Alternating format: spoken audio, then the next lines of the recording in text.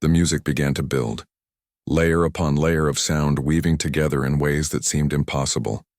Maya's left hand was playing a complex rhythm while her right hand soared above it, creating melodies that connected and separated and came back together like old friends meeting after years apart. Around the room, people were completely mesmerized. A famous movie director wiped tears from his cheeks. A billionaire tech executive sat forward in his chair, his mouth slightly open. The mayor's wife clutched her husband's arm, her knuckles white. Alexander looked around at his guests and felt a strange panic rising in his chest. These were people who had seen everything, done everything, bought everything. They were not easily impressed. But right now they were staring at this woman in jeans and sneakers like she was performing miracles. The music grew more intense, more passionate. Maya's fingers flew across the keys now, creating cascades of sound that seemed to fill every corner of the penthouse. The melody climbed higher and higher, building towards something that felt both inevitable and impossible. Alexander found himself holding his breath. He wanted to look away, wanted to interrupt, wanted to say something to break the spell that had fallen over his party, but he couldn't move. The music held him as tightly as it held everyone else.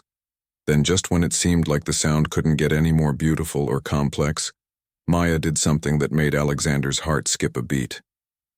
She began to play with both hands moving in perfect harmony, creating a conversation between different voices in the music.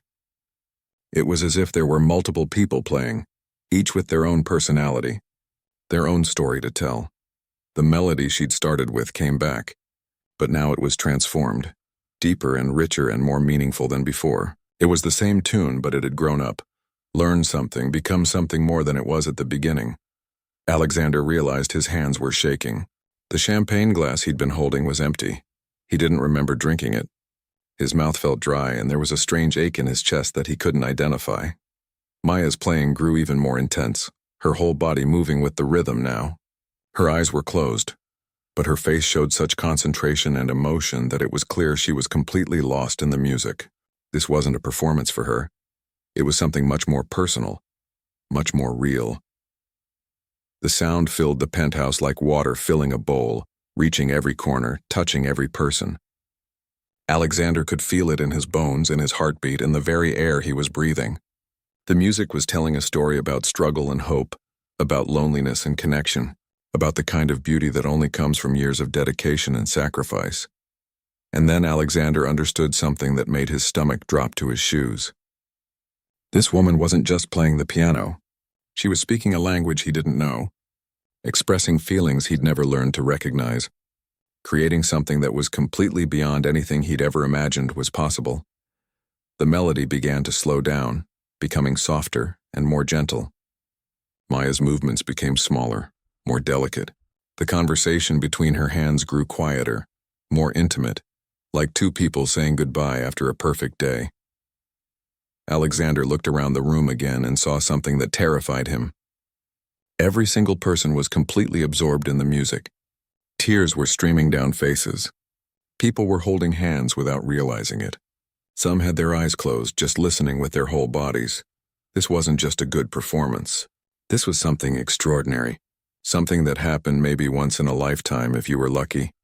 The final notes came like a gentle rain, soft and clear and perfect. Maya's hands moved slower and slower until finally they came to rest on the keys. The last note hung in the air for what felt like forever, and then faded away into silence. For several seconds nobody moved. Nobody breathed. The silence was so complete that Alexander could hear his own heartbeat pounding in his ears. Then someone started to clap. Then someone else. Then the entire room erupted into applause that was unlike anything Alexander had ever heard. People were standing up cheering, some of them openly crying. The sound was overwhelming, filled with genuine emotion and amazement. Maya opened her eyes and looked straight at Alexander. Her expression was calm, but there was something in her gaze that made him feel like a very small child who had just learned that the world was much bigger and more complicated than he'd ever imagined. Alexander stood there in the middle of the thunderous applause, his face pale and his hands trembling, finally beginning to understand just how badly he had misjudged everything. The applause seemed to go on forever. Alexander stood frozen in place, watching as his guests rose to their feet. some wiping tears from their eyes, others still clapping with such enthusiasm that their hands must have hurt. He felt like he was watching everything through a thick piece of glass, unable to fully process what had just happened. Maya remained seated at the piano, her hands now folded in her lap. She looked completely calm, as if she'd just finished having a quiet conversation rather than delivering what was clearly the most incredible musical performance anyone in that room had ever witnessed. Finally, the applause began to die down.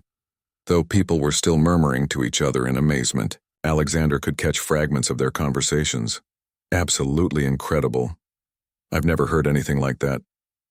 Who is she? That last question hit Alexander like a punch to the stomach. Who was she? He'd been so busy being arrogant and dismissive that he'd never actually asked.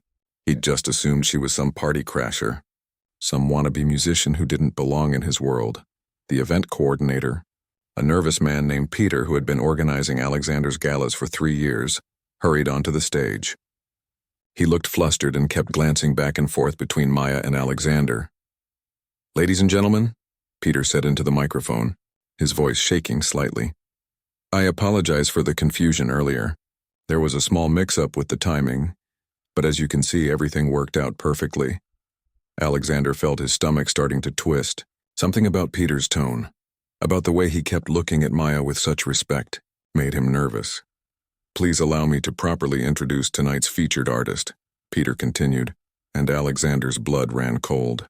"Featured artist?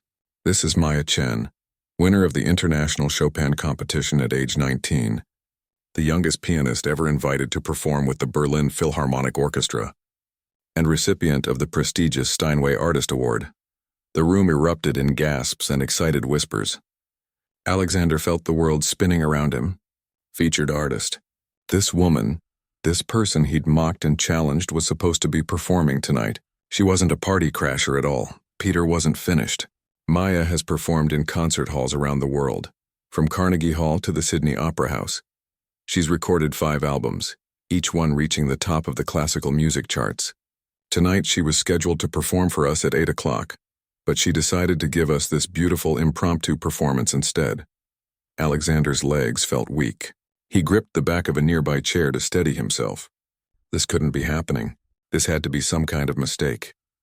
Maya is also, Peter continued, the founder of the Harmony Project, which provides free music lessons and instruments to children from low-income families. In fact, the charity we're supporting tonight was inspired by Maya's own organization. The applause started again, but this time it felt different to Alexander. Before, people had been clapping for an amazing performance. Now they were clapping for someone they respected, someone they admired, someone who had achieved things that Alexander, for all his money, could never dream of. Maya stood up from the piano bench and gave a small, graceful bow. She still looked completely composed, as if she hadn't just made Alexander look like the biggest fool in Manhattan. "Thank you," she said simply, her voice carrying easily through the room without the microphone. "Music has always been about bringing people together, about sharing something beautiful. I'm grateful I could share this moment with all of you tonight." Alexander wanted to disappear. He wanted to sink through the floor and never be seen again. Around him, people were taking out their phones, snapping pictures of Maya, probably posting about what they'd just witnessed. Some of them were looking at him too, and the expressions on their faces ranged from pity to barely concealed amusement. Mrs. Patterson leaned over to her husband. "Did you see his face when Peter announced who she was?" she whispered, not as quietly as she thought. "I've never seen anyone turn that shade of red before." Alexander closed his eyes and tried to think. Maybe he could fix this. Maybe he could apologize, make a joke about the misunderstanding, donate some extra money to the charity. Maybe people would forget about this by tomorrow. But then he heard something that made his heart stop completely. "Did you get that on video?" Someone behind him was asking. "Oh yeah, the whole thing. From when he started making fun of classical music, to when he said he'd marry her if she could play. This is going to be everywhere by morning." Alexander spun around and saw at least a dozen people holding up their phones, all of them with that excited look people get when they know they've captured something that's going to go viral. "Post it with the hashtag Billionaire Get Schooled," someone else suggested with a laugh. Alexander felt panic rising in his chest. Social media, of course. Half the people at his party were influencers, celebrities, or business leaders with millions of followers. The video of his arrogant challenge and Maya's incredible response was probably already being uploaded to every platform imaginable. He pulled out his own phone and quickly checked Twitter. His hands were shaking so badly he could barely type, but after a few tries he managed to search for his name. The results made him feel sick. Video after video was already being posted. "Billionaire challenges world-famous pianist," read one caption. "Rich guy gets humbled by musical genius," said another. "You won't believe what happened when this millionaire mocked classical music." Alexander clicked on one of the videos and watched in horror as his own voice filled his earpiece. "Anyone can learn to press keys in the right order," he heard himself saying, his voice full of arrogance and dismissal. "These people act like they're creating something magical, but they're just copying what someone else wrote centuries ago." Then the video cut to Maya's performance, and even on his phone's tiny speaker, her music was breathtaking. The contrast between his ignorant comments and her incredible talent was so stark, it made him wince. The comment section was brutal. "This guy has no idea what he's talking about." Imagine being this rich and this clueless at the same time. Maya Chen is literally one of the best pianists in the world, and he's talking to her like she's nobody. The second-hand embarrassment is real. Alexander looked up from his phone and realized that Maya was walking toward him. The crowd parted to let her through, and conversations died away as people watched to see what would happen next. She stopped about 3 feet away from him, her hands clasped in front of her. Up close, Alexander could see that she was even younger than he'd thought, probably not much older than 25. But there was something in her eyes, a kind of quiet strength and wisdom that made him feel like a child. "Mr. Westfield," she said quietly, and her voice was gentle but firm, "I think we should talk." Alexander looked around at all the faces watching them, at all the phones still recording, at the evidence of his humiliation spreading across the internet in real time. He wanted to run, to hide, to pretend this night had never happened. But Maya was still standing there, waiting patiently, and somehow her calm presence made him feel like maybe, just maybe, this conversation was exactly what he needed to have. Alexander barely slept that night. He spent hours in his home office, watching the videos of his humiliation spread across every social media platform he could think of. By 3 in the morning, the hashtag Billionaire Get Schooled was trending worldwide, and his phone hadn't stopped buzzing with calls from reporters, business partners, and his very angry publicist. The conversation with Maya after the party had been brief and private. She'd simply told him that everyone makes mistakes and that she hoped he would learn something from this experience. Her kindness had somehow made him feel worse than if she'd yelled at him. Now, sitting in his leather chair surrounded by the expensive artwork and gadgets that usually made him feel successful, Alexander felt smaller than he ever had in his life. His phone rang again. This time it was David, his business partner and the CEO of their largest company. "Alexander, we need to talk." David's voice was tight with stress. "Have you seen the stock prices this morning?" Alexander pulled up the financial news on his computer and felt his stomach drop. Their company's stock had fallen 12% overnight. The headlines were brutal. Tech CEO's arrogant outburst raises questions about leadership. Westfield Industries stock plummets after viral video. Investors lose confidence in Billionaire's judgment. "David, I can fix this," Alexander said, though he wasn't sure how. "I don't know if you can," David replied. "The board is meeting this afternoon. They're talking about asking you to step back from public appearances until this blows over. Maybe longer." After David hung up, Alexander's assistant called to tell him that 3 major clients had canceled meetings scheduled for that week. Then his lawyer called to warn him about potential lawsuit threats from people claiming the viral video had damaged their reputations by association. But the worst call came from his mother. "Alexander James Westfield," she said, using his full name the way she had when he was 7 years old. "I am embarrassed to call you my son right now. That poor girl was just trying to share her gift, and you treated her like garbage." Alexander tried to explain, tried to tell her it was all a misunderstanding, but his mother cut him off. "I raised you better than this," she said quietly. "Your father and I taught you to respect people, to be humble, to use your advantages to help others. Somewhere along the way, you forgot all of that." The line went dead, and Alexander stared at his phone, feeling like the worst person in the world. By noon, he couldn't take staying in his apartment anymore. He decided to go for a walk, hoping the fresh air would help him think more clearly. But even on the street, people recognized him. Some pointed and whispered, others pulled out their phones to take pictures. A few teenagers actually laughed when they saw him. Alexander ducked into a small coffee shop, hoping to find some peace, but the barista recognized him immediately. "Hey, aren't you the guy from that piano video?" the young man asked with barely contained excitement. "Dude, that was insane. Maya Chen is like the most amazing pianist in the world, and you had no idea who she was." Alexander ordered his coffee and found a table in the back corner, hoping to avoid more attention. He pulled out his phone to check the news again, expecting to find more bad headlines about himself. Instead, he found something that completely shocked him. Maya Chen had given an interview that morning on a popular morning talk show. The video had already been viewed millions of times. "I want to be very clear about something," Maya was saying to the host, her voice calm and measured. "What happened last night was unfortunate, but I don't think Mr. Westfield is a bad person. I think he's someone who made a mistake, and I believe everyone deserves the chance to learn and grow from their mistakes." Alexander stared at his phone screen in disbelief. She was defending him. After everything he'd said, after the way he'd treated her, she was actually defending him. The talk show host pressed her. "But Maya, he was incredibly dismissive of classical music, of your entire profession. Doesn't that make you angry?" Maya shook her head. "Anger doesn't solve anything. I'd rather focus on education. Maybe this situation can help people understand how much work goes into classical music, how much passion and dedication it requires. If that happens, then something good will come from it." "You're much more forgiving than most people would be," the host said. Maya smiled, and even through his phone screen, Alexander could see the genuine kindness in her expression. "I've learned that holding on to anger only hurts yourself. Besides, I've been very fortunate in my life. I've had opportunities to share music with people all over the world.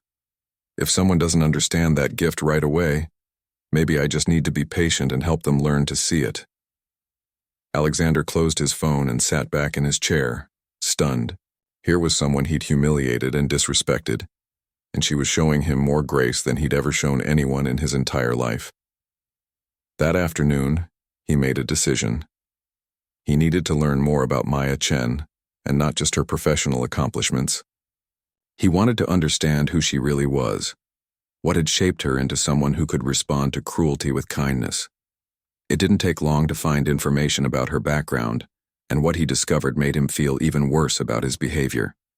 Maya had grown up in a small apartment with her single mother, who worked 3 jobs to pay for her daughter's piano lessons. She'd practiced on an old keyboard for years before she was finally able to access a real piano at school. Despite winning competitions and gaining international recognition, Maya lived modestly. She had a small apartment in Queens, drove a 10-year-old car, and donated most of her performance earnings to music education programs for kids who couldn't afford lessons. Alexander found an article from the previous year about Maya's charity work. She'd personally bought instruments for over 300 children, funded music programs in 12 schools, and even taught free lessons on weekends at community centers. The article included a quote that hit Alexander like a physical blow. "Music saved my life when I was young," Maya had said. "It gave me hope, purpose, and joy when everything else felt impossible. If I can give that same gift to other children, then all the hard work and sacrifice will be worth it." Alexander put down the article and looked around his expensive apartment. His watch cost more than Maya's entire annual living expenses. His car cost more than she'd spent on instruments for hundreds of kids. Yet she was doing more good in the world than he'd ever even attempted. That evening, Alexander did something he hadn't done in years. He sat down and wrote a letter by hand. Not an email, not a text, but an actual letter on paper. He wrote it 5 times before he got it right, and then he asked his driver to deliver it personally to Maya's apartment in Queens. The letter was simple. He apologized for his behavior, thanked her for her kindness in defending him, and asked if he could meet with her to discuss how he might support her charity work. He didn't ask for forgiveness or try to make excuses. He just told her the truth, that she'd opened his eyes to something he'd never seen before, and he wanted to learn how to be better. He didn't know if she would respond or what she might say if she did. But for the first time since the disaster at his party, Alexander felt like he was taking a step in the right direction. Maya didn't respond to Alexander's letter for 3 days.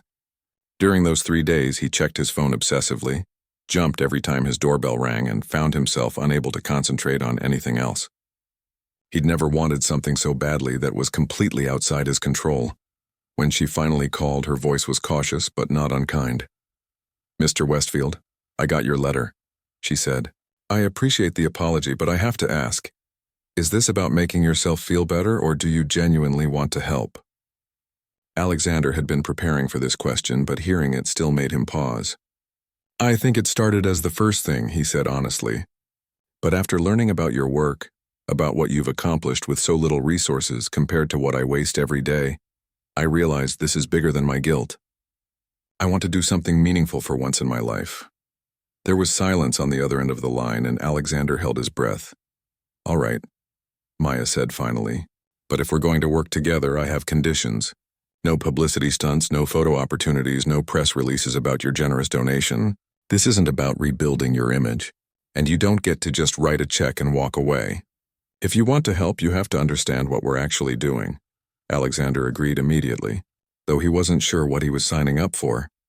The next Saturday morning, he found himself in a community center in the Bronx, watching Maya teach piano lessons to a group of 8-year-olds. The piano was old and slightly out of tune.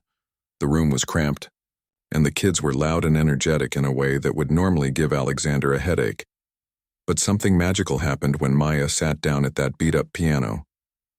The children immediately quieted down, their faces lighting up with excitement.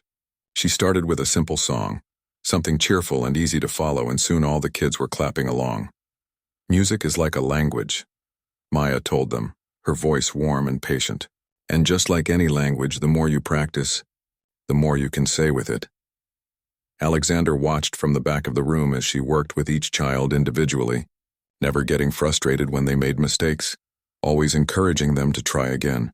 A little girl named Carmen was struggling with a simple scale, getting upset when her fingers wouldn't cooperate. "It's too hard," Carmen said, tears in her eyes. "I'm never going to be good at this." Maya knelt down next to Carmen's chair and spoke quietly. "Do you know how many times I played that same scale wrong when I was learning? Probably 1,000 times, maybe more. But each time I played it wrong, I learned something new about how to play it right." She demonstrated the scale slowly, showing Carmen exactly where to place her fingers. "The piano doesn't care if you make mistakes. It just wants you to keep trying. And every time you try, you get a little bit better." Alexander found himself leaning forward, hanging on every word. He'd never thought about learning as a process like this, never considered that making mistakes could be part of getting better rather than a sign of failure. After the lesson, Maya approached him. "So what did you think?" "I think I've never seen anything like that," Alexander said. "Those kids were completely focused on you. How do you do that?" Maya smiled. "I remember what it felt like to be them. Curious, excited, maybe a little scared. I try to create the kind of environment I wish I'd had when I was starting out." Over the following weeks, Alexander became a regular volunteer at the community center. At first, he was terrible at it. He didn't know how to talk to kids, got impatient when they didn't understand instructions, and felt completely out of his element. But Maya was patient with him, the same way she was with the children. "You're trying to teach them the way you learned business," she told him after a particularly frustrating session. "But music isn't about being efficient or getting quick results. It's about enjoying the process of discovery." Slowly, Alexander began to understand. He learned to celebrate small victories. When a child finally played 3 notes in a row without mistakes. When a shy kid volunteered to play in front of the group. When Carmen successfully played that scale she'd been struggling with. He also started taking piano lessons himself, though he kept that secret from everyone except Maya. 3 mornings a week, he would drive to a small music studio in Brooklyn, where an elderly teacher named Mr. Rodriguez worked with him on basic scales and simple songs. Alexander's fingers were clumsy, and his timing was terrible, but Mr. Rodriguez was endlessly patient. "Music teaches us humility," the old man said one day as Alexander struggled through a beginner's piece. "It reminds us that some of the most beautiful things in life can't be rushed or bought. They have to be earned through practice and patience. After 2 months of volunteering and taking lessons, Alexander felt like a different person. He found himself noticing music everywhere, in coffee shops, on the street, in elevators. He started listening to classical music at home, really listening, trying to understand what Maya had shown him that night at his party. One evening, Maya invited him to attend one of her concerts at Lincoln Center. Alexander arrived early and sat in the back row, not wanting to draw attention to himself.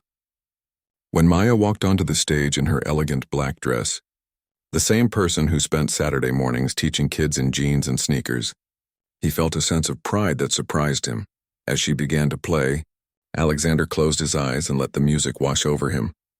This time he didn't just hear beautiful sounds. He heard the story Maya was telling, the emotions she was sharing, the years of dedication and practice that made this moment possible. During the intermission, he found himself in tears. Not from sadness, but from a kind of overwhelming gratitude that he'd never experienced before. Gratitude that Maya had been patient enough to teach him how to really listen. Gratitude that those children at the community center had shown him what genuine joy looked like. Gratitude that he'd been given a chance to become someone better than he'd been. After the concert, Alexander waited outside the stage door with a small group of fans and music students. When Maya appeared, she looked surprised to see him there. "You came," she said, smiling. "I wouldn't have missed it," Alexander replied. "Maya, I need to tell you something. That night at my party, when you played, I thought I was listening to music. But I wasn't, I was just hearing sounds. Tonight, for the first time in my life, I actually listened. And I finally understand what I was too arrogant to see before." Maya studied his face for a moment. "And what's that?" "That music isn't about the notes or the technique or even the performance," Alexander said. "It's about connection. It's about sharing something true and beautiful with other people. It's about making the world a little bit better than it was before." 6 months later, Alexander was still taking piano lessons, still volunteering at the community center, and still learning how much he didn't know about music, about art, about life. His relationship with Maya had grown into a genuine friendship, built on mutual respect and shared purpose. He never did learn to play as beautifully as Maya, but that wasn't the point anymore. The point was that every time he sat down at the piano, whether it was the baby grand in his apartment or the beat-up old upright at the community center, he was reminded of the most important lesson Maya had taught him. The most beautiful things in life aren't about being perfect. They're about being present, being patient, and being willing to keep learning no matter how many mistakes you make along the way. The morning sun cast long shadows across the marble floors of the Beverly Hills mansion, but Richard Blackwood barely noticed. He sat in his leather chair, staring at his phone screen filled with stock prices and business emails. At 52, he had everything money could buy, yet the house felt colder than ever since his wife passed away 2 years ago. Richard had built his fortune from nothing. Starting with a small tech company in his garage, he had clawed his way to the top through deals that others called ruthless, but he called necessary. Now his company was worth hundreds of millions, and his mansion sat on 3 acres of perfectly manicured land. But success had a price, and Richard had paid it with relationships that withered and a heart that grew harder with each passing year. The sound of quiet footsteps on the marble brought him back to the present. Maria Santos moved through the room like a ghost, dusting the expensive furniture with careful precision. She had been working for him for 6 months now, and Richard knew almost nothing about her except that she was punctual, thorough, and never complained. Maria was 34, though the years of hard work had left their mark on her hands and around her eyes. She had come to America 8 years ago with dreams that had quickly been replaced by the reality of survival. Every morning at 5, she would catch the first bus from her small apartment in East Los Angeles to this world of marble and gold, carrying with her the weight of responsibility for her teenage daughter back in Guatemala. She moved quietly through Richard's home, invisible to him most days. He would grunt a greeting if he saw her, sometimes make a comment about missed spots or tasks that needed attention, but mostly he treated her like part of the furniture. Maria preferred it that way. She had learned that wealthy employers were easier to work for when they ignored you. This particular morning, Richard was preparing for one of his monthly dinner parties. These gatherings were business disguised as social events, where Richard would invite potential investors, business partners, and anyone else who might be useful to his empire. The house would be transformed into a stage for his wealth and power, every detail carefully arranged to impress and intimidate. Maria had worked several of these parties before. She would spend the day preparing, polishing every surface until it gleamed, arranging flowers and making sure the expensive wines were properly chilled. During the event, she would serve drinks and food while the guests talked about money and deals she could never imagine being part of. As she dusted the grand piano in the living room, Maria's fingers lingered for just a moment on the keys. It was a beautiful instrument, a Steinway that had cost Richard more than most people made in 5 years. But like everything else in the house, it was more about showing off than being used. In all her months working there, she had never seen anyone play it. Richard noticed her pause at the piano from across the room. "Careful with that," he called out, not looking up from his phone. "It's worth more than you'll make in a lifetime." Maria nodded silently and continued her work. She was used to comments like that. Richard seemed to take pleasure in reminding the staff of the gap between his world and theirs. It wasn't enough for him to be wealthy. He needed everyone around him to feel small. The morning passed quickly as Maria worked through her checklist. She cleaned the guest bathrooms, polished the dining room table, and arranged fresh flowers in the main hallway. The caterers would arrive in the afternoon to handle the food. But Richard expected the house to be perfect before they even stepped foot inside. Around noon, Richard's assistant called to confirm the guest list for that evening. 8 people would be attending, including a group of investors from New York who were considering putting money into Richard's latest venture. These weren't just any investors. They had the kind of money that could take his company to the next level, and Richard was determined to make the right impression. "Make sure everything is perfect tonight," Richard told Maria as she polished the wine glasses. "These people are important and I won't tolerate any mistakes." Maria nodded as she always did. She had heard variations of this speech before every party. Richard would pace around the house pointing out things that needed attention, working himself up into a state of nervous energy that he tried to hide behind commands and criticism. As the afternoon wore on, the house filled with activity. Florists delivered elaborate arrangements. The catering team arrived with trays of expensive appetizers, and Richard changed clothes 3 times before settling on a suit that cost more than Maria's monthly salary. Maria watched it all from the background, doing her part to make sure everything ran smoothly. She knew her role in these events was to be invisible until needed, then disappear again once her task was complete. She had become an expert at moving through rooms full of wealthy people without being noticed, like a shadow that cleaned glasses and removed empty plates. But tonight would be different, though neither Richard nor Maria knew it yet.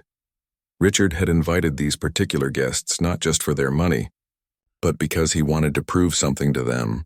They came from old money families, the kind of people who had inherited their wealth rather than fighting for it. They had connections, culture, and a way of speaking that made Richard feel like the outsider he had once been.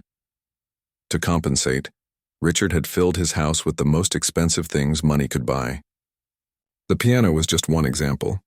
He had purchased it not because he appreciated music, but because he had read in a magazine that it was the kind of thing sophisticated people owned.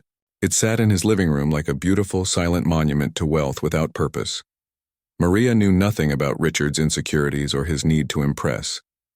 She saw only what was in front of her. A man who had everything but seemed to enjoy nothing, who lived in a beautiful house but treated it like a museum. She had worked for other wealthy families, and while some were kind and others were demanding, Richard was different. There was a coldness in him that went beyond mere indifference. As evening approached and the guests began to arrive, Maria retreated to the kitchen to help the caterers. Through the service door, she could hear the sound of conversation and laughter from the dining room. Richard was in his element now, playing the host, telling stories about his business successes and making deals over dinner. None of them could have predicted what would happen when the evening took an unexpected turn, or how a simple, cruel gesture would reveal truths that would change everything. The dining room glowed with warm light from the crystal chandelier as 8 guests sat around Richard's polished mahogany table. The evening had started perfectly, just as Richard had planned. The investors from New York seemed impressed with the house. The wine was flowing freely, and the conversation had moved from small talk to serious business discussions. Richard felt confident as he watched his guests enjoy the expensive meal. These weren't just any business people. They were the kind of investors who could write checks that would change everything for his company. The woman at the head of the table, Margaret Chen, controlled a fund worth over $2 billion. The man to her left, David Torres, had made his fortune in real estate but was now looking to diversify into technology. As Maria moved quietly around the table, refilling wine glasses and removing empty plates, Richard barely noticed her. She had become part of the background, just another expensive item in his perfectly arranged evening. The caterers had done their job well, but it was Maria who made sure every detail was perfect, every glass was clean, every surface was spotless. The conversation at dinner had gone exactly as Richard hoped. He had told stories about his company's growth, shared his vision for the future, and dropped hints about the profits his investors could expect. By dessert, he could see the interest in their eyes. They were ready to do business. But as the evening progressed, Richard noticed something that bothered him. These people had old money, generations of wealth behind them. They spoke with confidence that came from never having to prove themselves. Margaret Chen mentioned her daughter's violin lessons at Juilliard. David Torres talked about the opera season. They had culture, education, and connections that Richard could never buy. It was during dessert that everything changed.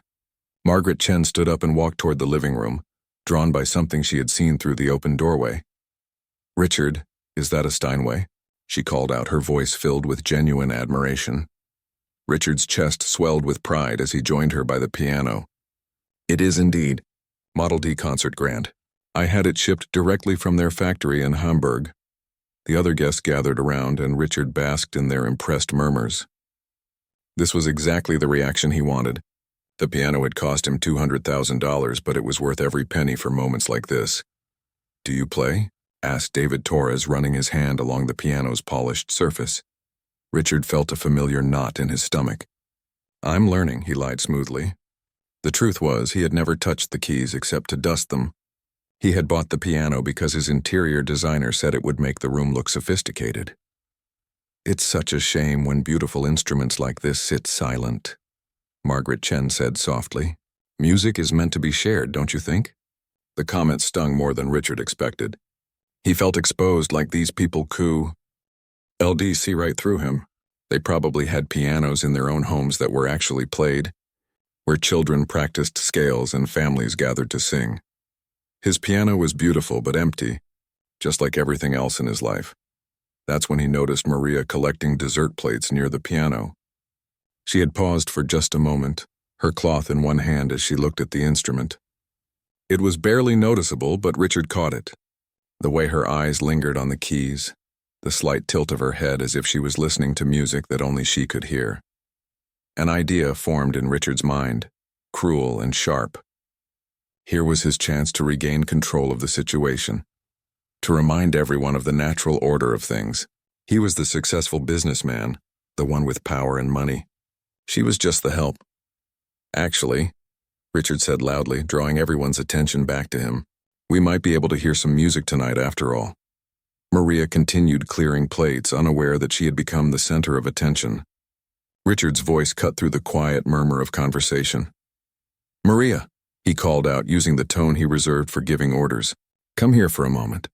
She looked up, surprised to be addressed directly in front of guests. Setting down her tray, she walked over with the careful steps of someone who knew their place in the world. "My guests were just admiring the piano," Richard said, his voice taking on a mocking edge that made some of the guests shift uncomfortably. "And I couldn't help but notice how you always seem so fascinated by it when you're cleaning." Maria stood quietly, sensing danger but not sure where it was coming from. The guests watched with growing unease as Richard's smile became predatory. "I'm sure someone with your background must know some music," Richard continued, drawing out the words. "Maybe some folk songs from your homeland? I bet our guests would love to hear something authentic." The room fell silent except for the soft ticking of the grandfather clock in the corner. Margaret Chen looked away, clearly uncomfortable. David Torres frowned and took a sip of his wine. The other guests stared at their hands or found sudden interest in the artwork on the walls. But Richard wasn't finished. The power he felt in that moment was intoxicating. Here he was, showing these cultured people that he understood the real world, the way things worked. They might have their fancy educations and old money, but he knew how to exercise control. Come on, don't be shy, he pressed, gesturing toward the piano bench. I'm sure you've always wondered what it would be like to play such an expensive instrument. Here's your chance. Maria's hands trembled slightly as she held her cleaning cloth. She understood now what was happening. This wasn't kindness or curiosity. This was humiliation disguised as generosity. Richard wanted her to fail in front of these important people, to remind everyone of their proper places. The silence stretched on, heavy and uncomfortable. Some guests looked angry at Richard's behavior, while others simply looked embarrassed to witness it. Margaret Chen started to speak, probably to change the subject, but Richard held up his hand. I insist, he said, his voice now carrying an edge of command. After all, I pay for this piano. Surely my staff should be able to provide a little entertainment for my guests. Maria looked at the piano, then at the faces around her. She saw pity in some eyes, anger in others, and cruel satisfaction in Richard's. She was trapped between refusing and seeming ungrateful, or trying to play and likely embarrassing herself in front of these wealthy strangers. Her throat felt dry as she realized there was no way out of this situation that wouldn't end in humiliation. Richard had cornered her perfectly, using his power and position to force her into an impossible choice. The beautiful instrument that she had admired from afar was now a weapon pointed at her dignity. The seconds ticked by as everyone waited to see what would happen next. Maria's heart pounded as she made a decision that would change everything. Maria stood frozen in the middle of Richard's living room, feeling the weight of 8 pairs of eyes watching her. The silence stretched on, thick and uncomfortable, while Richard waited with that cruel smile playing at the corners of his mouth.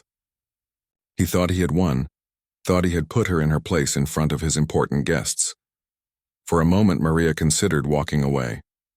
She could excuse herself, return to the kitchen, and let Richard explain to his guests why his maid had refused to entertain them. But something inside her stirred, something that had been sleeping for 8 long years. She looked at the piano again, really looked at it this time.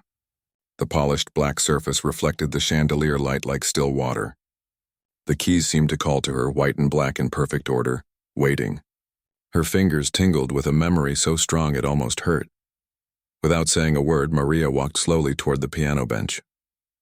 The guests watched in uncomfortable silence, some looking away because they couldn't bear to witness what they thought would be her humiliation.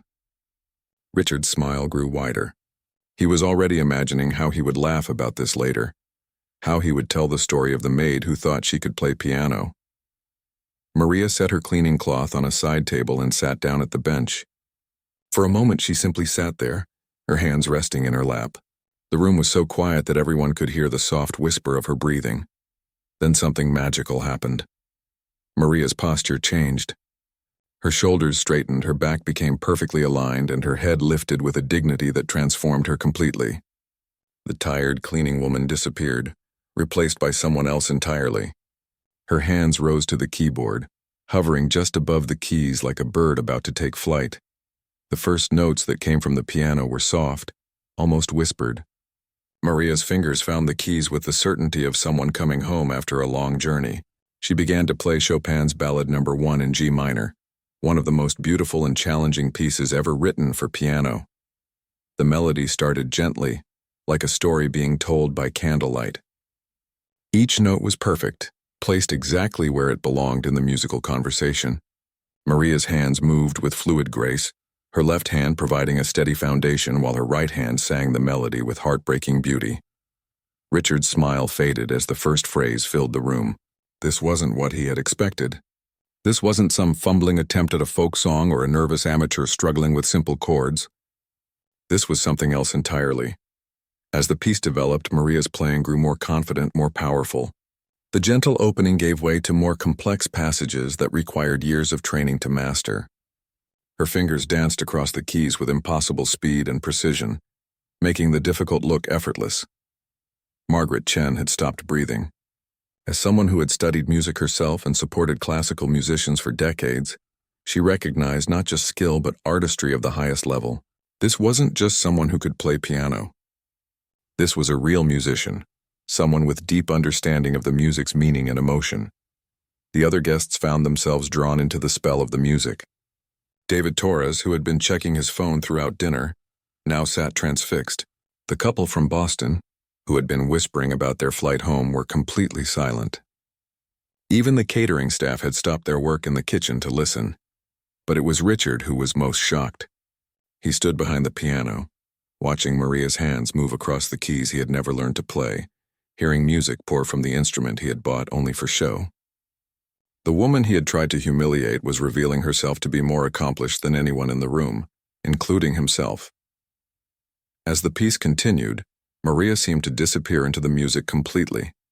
Her eyes were closed now, her whole body swaying slightly with the rhythm. This wasn't performance anymore. This was communion. She was speaking a language she had been forced to forget, telling a story she had kept locked inside her heart for 8 years. The music built to its first climax, Maria's left hand providing thunderous bass notes while her right hand soared above in passionate melody. The piano responded to her touch like a living thing, every note singing with perfect clarity and expression. The sound filled not just the room but seemed to fill the very air itself. Tears began to roll down Maria's cheeks, but she didn't stop playing. If anything, her playing became more intense, more emotional. This was her story being told through Chopin's notes. The dreams she had abandoned, the life she had left behind, the music that had never really left her heart. The guests were completely captivated. Margaret Chen had tears in her eyes too, recognizing the profound skill and emotion she was witnessing. This was the kind of performance that happened maybe once in a lifetime, when technique and soul came together in perfect harmony. Richard felt something strange happening in his chest. The cruel satisfaction he had felt moments before was gone, replaced by something he hadn't experienced in years. Shame. Deep, burning shame at what he had tried to do, and awe at what was actually happening. The music reached its emotional peak, Maria's hands flying across the keyboard in passages that would challenge even professional concert pianists. Every note was perfect, every phrase shaped with the understanding that comes from years of dedicated study and natural talent. As the piece moved toward its conclusion, Maria opened her eyes. For the first time since she had started playing, she looked at her audience, but she wasn't seeing the wealthy dinner queue, STS, or the expensive room anymore. She was seeing concert halls in Guatemala City, music teachers who had believed in her, audiences who had applauded her performances before her world had changed forever.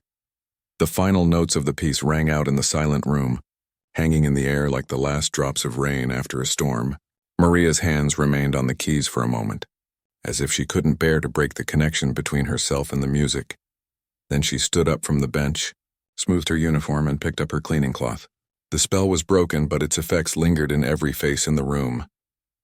She had shared 15 minutes of pure artistry with people who thought they knew her, and had revealed a truth that none of them could ignore. The silence that followed was different from the uncomfortable quiet of before. This was the silence of people who had witnessed something extraordinary and were struggling to process what they had experienced. Maria walked quietly toward the kitchen, ready to continue her work as if nothing had happened. But everything had changed. Richard stood by his expensive piano, finally understanding what it was truly capable of in the right hands, and realizing how wrong he had been about so many things. The silence that followed Maria's performance seemed to stretch forever. She had returned to the kitchen, but her music still echoed in the minds of everyone who had heard it. The guests remained in the living room, looking at each other with expressions of wonder and disbelief. Richard stood by the piano, his hand resting on the same keys that Maria had just played with such incredible skill. He felt lost, like a man who had thought he knew his way home only to discover he had been walking in the wrong direction all along. Margaret Chen was the first to break the silence.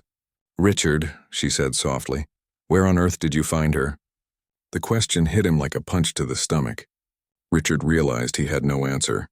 In 6 months of employing Maria, he had never asked about her background, her education, or her life before she started working for him.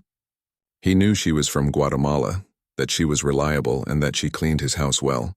Beyond that, she had been invisible to him. She came through an agency. Richard stammered, feeling foolish for the first time in years. "An agency?" David Torres shook his head in amazement. "Richard, do you have any idea what we just witnessed?" That was concert-level playing. That piece she played, it's one of the most difficult in the classical repertoire. The other guests began to murmur among themselves, their voices filled with awe and confusion. How could someone with such extraordinary talent be working as a maid? What kind of story lay behind those skilled hands and that beautiful performance? Margaret Chen excused herself from the group and walked toward the kitchen.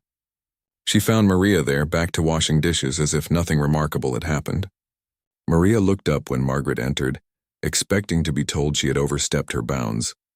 "That was extraordinary," Margaret said gently, switching to Spanish as she recognized something in Maria's eyes.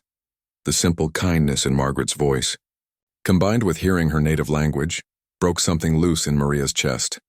Tears that she had held back for years began to flow freely. In halting Spanish, Margaret asked about Maria's musical background. And slowly, like water breaking through a dam, Maria's story began to pour out. She had grown up in Guatemala City, where her mother cleaned offices to pay for her daughter's piano lessons. Maria showed talent early, and by age 10 she was studying with the best teachers in the country. She earned a full scholarship to the National Conservatory of Music, where she graduated at the top of her class. For several years, Maria had been Guatemala's rising star pianist. She performed with the National Symphony, gave solo recitals in the capital's best concert halls, and was preparing to apply for advanced study in Europe. Music wasn't just her career. It was her whole identity, her reason for being. But then the violence got worse. Political unrest turned deadly, and musicians, intellectuals, and artists became targets. Maria's cousin, a journalist, was killed. Her music teacher disappeared one night and was never seen again. When threats began appearing at her own concerts, Maria's family made the heartbreaking decision to flee. They left everything behind. Her piano, her music library, her carefully built career, her dreams. In America, Maria discovered that her conservatory degree meant nothing. Without American credentials, she couldn't teach at music schools or perform in concert halls. She spoke limited English and had no connections in the music world. Survival became more important than art. Maria took whatever work she could find, sending most of her earnings home to support her teenage daughter, who had stayed with relatives. Cleaning houses paid better than most jobs available to someone in her situation. She told herself it was temporary, that she would find a way back to music someday. But someday never came. Years passed, and the calluses on her fingers from cleaning replaced the ones she had earned from piano practice. She stopped listening to classical music because it hurt too much. She avoided pianos in the houses where she worked because the temptation to play was almost unbearable. "I haven't played seriously in 8 years," Maria told Margaret through her tears. "I was so afraid I had forgotten everything. But when I sat down at that piano tonight, it all came back." Margaret listened to every word, her own eyes filling with tears. As someone who had spent her life supporting classical music, she understood the magnitude of what had been lost. Not just Maria's career, but all the beauty she would have brought to the world through her art. Meanwhile, in the living room, Richard was facing uncomfortable questions from his other guests. They wanted to know about Maria's background, her training, how long she had been playing. With each question, Richard felt smaller and more ashamed. "You really don't know anything about her, do you?" David Torres asked, not unkindly but with clear judgment in his voice. Richard shook his head. He was beginning to understand how badly he had misjudged not just Maria but himself. He had thought he was sophisticated, cultured, successful. But what kind of person employed someone for months without caring to learn anything about their life or dreams? When Margaret returned from the kitchen, her face was serious. She pulled Richard aside and spoke to him in a low, urgent voice. "That woman in your kitchen is one of the most gifted musicians I've ever heard," she said. "Do you understand what you have in your house? Do you realize what talent you just tried to humiliate?" Richard felt his stomach drop. "I had no idea. I didn't know she could play." "Of course you didn't know," Margaret replied sharply, "because you never asked. You saw a woman from another country doing manual labor and assumed that was all she was capable of. You made her invisible." The words hit Richard like physical blows. Margaret was right, and they both knew it. He had done exactly what she accused him of. He had looked at Maria and seen only what he expected to see, not who she really was. "She told me she has a daughter back in Guatemala who plays violin," Margaret continued. "A gifted student who dreams of studying music in America. Do you know what Maria is sacrificing every day to make those dreams possible?" Richard didn't answer because he couldn't. The comfortable world he had built for himself, where he was the successful hero of his own story, was crumbling around him. He had thought he was better than people like Maria, more accomplished, more worthy of respect. But the truth was the opposite. As his guests prepared to leave, Richard found himself alone with thoughts he didn't want to face. The woman he had tried to humiliate possessed more real culture and talent than he ever would. The piano he had bought to impress people had been brought to life by hands he had considered beneath his notice. For the first time in years, Richard Blackwood felt truly small. 3 days had passed since the dinner party, and Richard couldn't stop thinking about what had happened. He wandered through his mansion like a ghost, seeing everything differently now. The expensive art on his walls seemed empty and cold. The designer furniture felt like props in a play he no longer wanted to perform. But it was the piano that haunted him most. Every time he walked past it, he remembered the magic that had poured from those keys under Maria's touch. He had owned that instrument for 2 years without ever hearing its true voice. Now he wondered what else in his life he had possessed without understanding. Maria had continued working as if nothing had changed, arriving each morning at the same time, completing her tasks with the same quiet efficiency. But Richard noticed things he had never seen before. The gentle way she handled his books when dusting, as if she understood their value. The care she took arranging flowers, creating small works of art that he had previously ignored. On Thursday morning, Richard found her in the music room during her break. She wasn't cleaning anything, just sitting on the piano bench with her hands folded in her lap, staring at the keys with a longing that made his chest ache.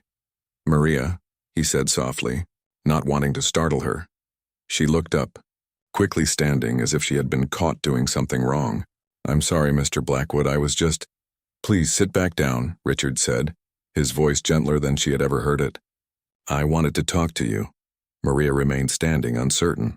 In her experience, conversations with employers usually meant criticism or more work assignments, but there was something different in Richard's manner today, a humility she had never seen before. "I owe you an apology," Richard began, the words feeling strange in his mouth. He couldn't remember the last time he had apologized to anyone, let alone someone he employed. "What I did at the dinner party was wrong. I tried to embarrass you in front of my guests, and I'm ashamed of myself."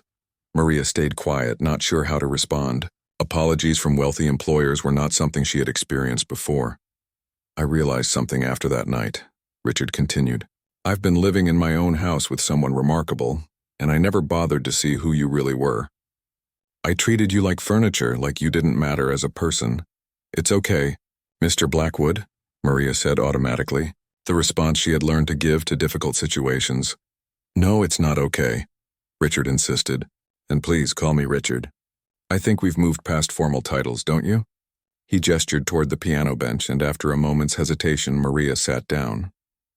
Richard pulled over a chair from the corner, positioning it so they could talk as equals rather than employer and employee. "Tell me about your music," he said simply.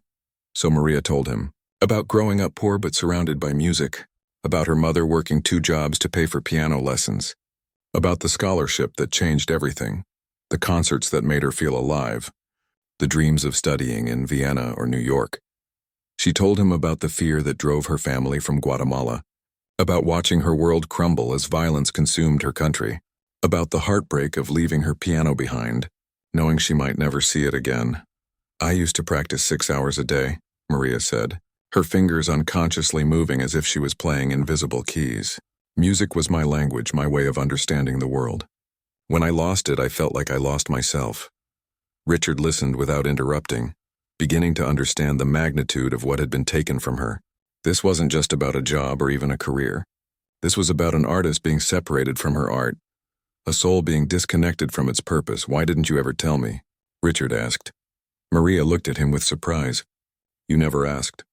And even if you had, would it have mattered? I'm still just the maid who cleans your house." The words hit Richard like a slap. She was right, of course. Even if he had known about her background, would he have treated her any differently? He wanted to say yes, but he wasn't sure he could honestly make that claim. "My daughter Isabella, she's 17 now," Maria continued, her voice softening. "She plays violin beautifully. She wants to study music in America, at a real conservatory. Everything I do, every house I clean, every dollar I save, it's for her dream." "The dream you gave up," Richard said quietly. "The dream I passed on," Maria corrected. "Sometimes that's what love means." They sat in comfortable silence for a while, both lost in their own thoughts. Finally, Richard spoke again. Would you play for me? Just for me, I mean. Not because I'm ordering you to, but because I'd like to hear it again. Maria looked at him carefully, searching for any trace of the cruel manipulation from the dinner party, but she saw only genuine request, maybe even need. She turned to the keyboard and began to play something different this time. Not the challenging Chopin piece, but a simple folk melody from her childhood in Guatemala.